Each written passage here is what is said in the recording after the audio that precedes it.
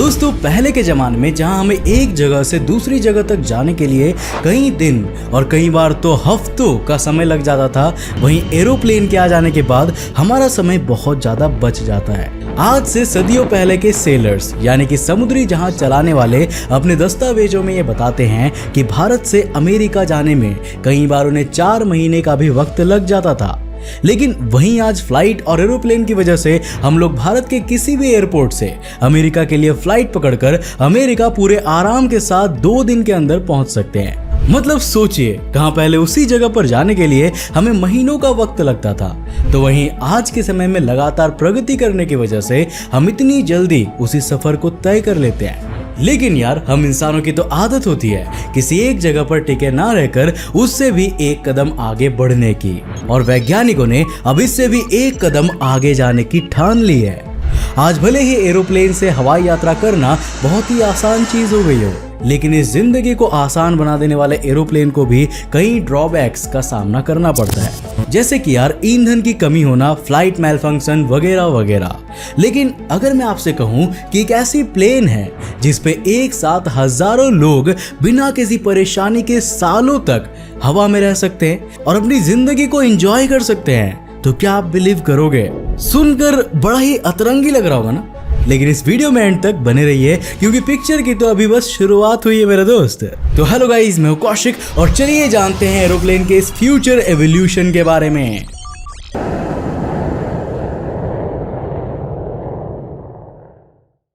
दोस्तों, फ्यूचर की टेक्नोलॉजी को समझने के लिए हमें यह समझना होगा कि प्रेजेंट के क्या हालात हैं।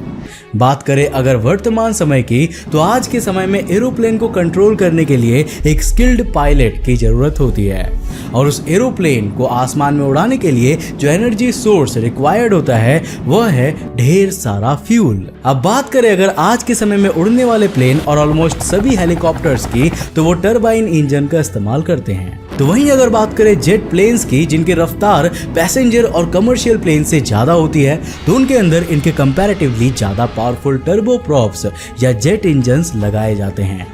अब अगर इन व्हीकल्स का इंजन हमसे इतना अलग है, तो ऑब्वियसली इनका फ्यूल भी अलग ही होगा, और इसीलिए यह एरोप्लेन्स एक स्पेशल तरह के फ्यूल का इस्तेमाल करते हैं, जिसे aviation kerosene as known as QAV1 के नाम से जाना जाता है। इस फ्यूल के काफी सारे फायदे होते हैं। अब सबसे पहला तो यह कि ये नॉर्मल पेट्रोल या डीजल से हटकर थर्मल स्टेबिलिटी को मेंटेन करता है, क्योंकि यार जिन कंडीशन में ऊपर एरोप्लेन उड़ता है, अगर उन कंडीशंस में नॉर्मल पेट्रोल का यूज किया जाए तो थर्मल इनस्टेबिलिटी के चलते फ्यूल की वजह से आग लगने के बहुत ज्यादा चांसेस बढ़ जाते हैं। लेकिन यार, क्योंकि ये एविएशन केरोसिन उस चीज को मेंटेन कर लेता है, इसीलिए इसे एरोप्लेन में डालना ज्यादा सेफ साबित होता है। अब वैसे तो इस फ्यूल की कीमत सिर्फ 142 रुपए प्रति लीटर ही होती है, लेकिन जो चीज इन फ्लाइट्स को महंगा बना देती है वह है इनकी आवरली फ्यूल कंजम्पशन, यानी कि 1 घंटे में ये एरोप्लेन्स कितनी ज्यादा फ्यूल को कंज्यूम कर लेते हैं। वेल दोस्तों, क्योंकि एक aeroplane averagely 2500 litre aviation kerosene को 1 घंटे में कंज्यूम करता है, जिससे आप समझ सकते हैं कि 3.5 लाख से ऊपर की कीमत का फ्यूल तो अकेले एरोप्लेन 1 घंटे में ही खर्च कर देता है।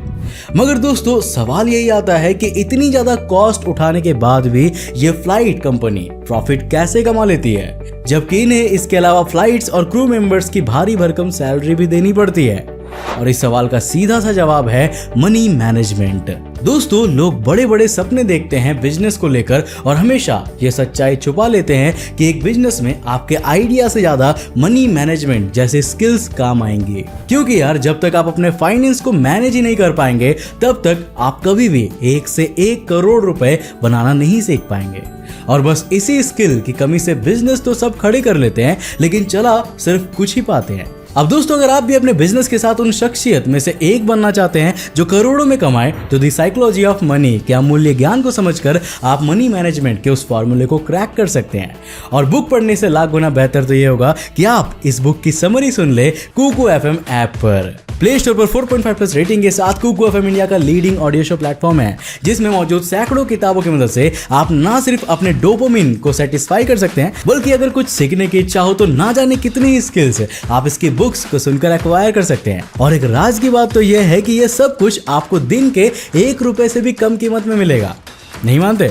वेल, डिस्क्रिप्शन में दिए हुए लिंक पर क्लिक करके कुकवेव ऐप को डाउनलोड करो और हमारे प्रोमो कोड ATV को यूज करो। फिर देखना आपको 399 रुपए की जगह 199 रुपए लगेगा 1 साल के सब्सक्रिप्शन में, यानी सीधे सीधे 50% डिस्काउंट। तो जल्दी से डाउनलोड करो क्योंकि ऑफर वैलिड है सिर्फ शुरुआती 250 सब्सक्राइबर्स के लिए। अब दोस्तों, coming back to the point, यही फ्यूल एविएशन इंडस्ट्री को बहुत ही बुरी तरह से समेट कर रख रहा है, क्योंकि इस फ्यूल की वजह से हम लोग जरूरत से ज्यादा सामान हवा में नहीं ले जा सकते और हमारी एनर्जी बहुत ही लिमिटेड हो जाती है। इसके अलावा लगातार रीफिलिंग की समस्या के कारण हमें फ्लाइट्स को इवेंचुअली कई बार जमीन पर लैंड करवाना होता है और फ्यूल की कीमतों के आसमान छूने के कारण इन्फ्लेशन तो एक समस्या ऑलरेडी बनी हुई है। लेकिन यार, बर्लिन के एक फेमस साइंस एंथुसियास्ट हैसम अल-गाइली ने अभी जून में ही इस क्रूज का आइडिया प्रपोज किया है, जो पहली नजर में तो इम्पॉसिबल सा लगता है, but it is actually possible. इसका साइज और इस पर लदा हुआ भार देखकर पहली नजर में तो इसे किसी भी एरोप्लेन की लोडिंग कैपेसिटी को देखते हुए नकार दिया जाएगा, क्योंकि यार एक रेगुलर प्लेन फ्यूल की मदद से कभी भी इतना ज्यादा लोड उठा ही नहीं सकता। लेकिन इस कॉन्सेप्ट का कैच यही है कि जहां बाकी कंपनीज फ्यूल एफिशिएंसी की ओर फोकस कर रही है, तो वहीं हाशिम का यह मानना है कि हमें इंजन्स को ही चेंज करके न्यूक्लियर पावर्ड बनाना चाहिए। और आपको यकीन नहीं होगा, पर जब यही चीज बहुत ज्यादा हाइप्ड हो गई और वैज्ञानिकों के नजर में आई, तो उन्होंने खुद इस बात को बताया कि अगर इस पर थोड़ा सा इन्वेस्टमेंट करके अच्छे से रिसर्च की जाए तो इस एयरशिप को बनाना सच में पॉसिबल है। अब इस एरोप्लेन में चेंज क्या होगा कि जिस केरोसिन का इस्तेमाल करके हमारे आज के समय में प्रोपल्शन और टरबाइन इंजन पावर रिसीव करके सर्कुलेट करते हैं, उसी तरह इतने बड़े और जगह घेरने वाले सिस्टम की जगह पर उससे भी आधी स्पेस लेने वाला एक न्यूक्लियर रिएक्टर लगाया जाएगा, जिसको सपोर्ट करने के लिए 2 हाइपोथेटिकल चेम्बर्स भी दिए जाएंगे। और ये सिस्टम कुछ इस तरह से इंस्टॉल होगा कि इन चेम्बर से न्यूक्लियर रिएक्टर तक रिएक्शन करके मैक्सिमम एनर्जी बनाने की कोशिश की जाएगी और फिर उस एनर्जी को इतनी प्रिसाइसली यूज किया जाएगा कि इस लग्जूरियस एरोप्लेन में हर एक चीज की फंक्शनिंग बनाया जा सके। मगर इस पूरे मामले में सबसे बड़ी बात यह है कि इस एनर्जी को रिसाइकल करे जाने की भी बात सामने आ रही है, जो कैसे होगा ये तो कंप्लीटली नहीं पता, बट कुछ पेपर्स से ऐसे हिंट्स मिले हैं कि इस पूरे रिएक्टर और चेंबर के सिस्टम का एक लूप की तरह डिजाइन किया जाएगा, जिससे कि न्यूक्लियर रिएक्शन से लगातार एनर्जी क्रिएट होती रहे और अगर पार्टिकल्स में एनर्जी लेफ्ट हो तो उन्हें पावर देने के लिए दोबारा इस्तेमाल भी किया जा सके। बाकी यार, न्यूक्लियर लेवल पर एनर्जी जनरेट करने वाली चीजें कितनी ज्यादा पावरफुल होती है, ये तो आप आज तक की गई न्यूक्लियर वेपन्स की तबाही से ही समझ सकते हैं। अब जो लोग इस बात की बारीकी नहीं समझ रहे हैं, उन्हें लग रहा होगा कि ये तो सिर्फ एक छोटा सा रिप्लेसमेंट है जिससे हम लोग लिमिटेड फ्यूल को बचाने की कोशिश करेंगे। लेकिन यार, बिलीव मी, ये रिप्लेसमेंट से ज्यादा एक बहुत बड़ा एवोल्यूशन है, क्योंकि ये हमारी लाइफस्टाइल को इनहेंस नहीं करेगा बल्कि उसे पूरी तरह से बदल के ही रख देगा। ऐसा इसीलिए क्योंकि इस प्लेन के अंदर 5000 लोगों के रुकने के लिए 3000 कमरे, हर एक कमरे में 7 स्टार होटल वाली फैसिलिटी, एरोप्लेन बाउंड्रीज के अंदर एक बड़ा सा पूल, कसिनो, स्नूकर और पॉसिबली एक टेनिस कोर्ट भी होगा। अब वैसे तो नॉर्मल एरोप्लेन्स में इंटरनेट नहीं चलता, लेकिन इस एयरशिप के अंदर हाई स्पीड इंटरनेट भी प्रोवाइड करवाया जाएगा, जिससे दुनिया से बहुत ऊपर रहने के बाद भी कोई दुनिया से दूर नहीं रहेगा। और सबसे खास बात इस प्लेन की ये होगी कि आप इसके जरिए महीनों नहीं बल्कि सालों तक हवा के ऊपर रह सकते हैं। लेकिन यहाँ इसको लेकर कई सारे डाउट्स भी हैं। अब दोस्तों, हम लोग एक ऐसी दुनिया में रहते हैं जहाँ ऑक्सीजन इनहेल करने के ऊपर भी लोगों की अलग अलग राय होती है, तो ऐसे में इसको लेकर कन्फ्लिक्टेड ओपिनियन होना तो लाजमी था।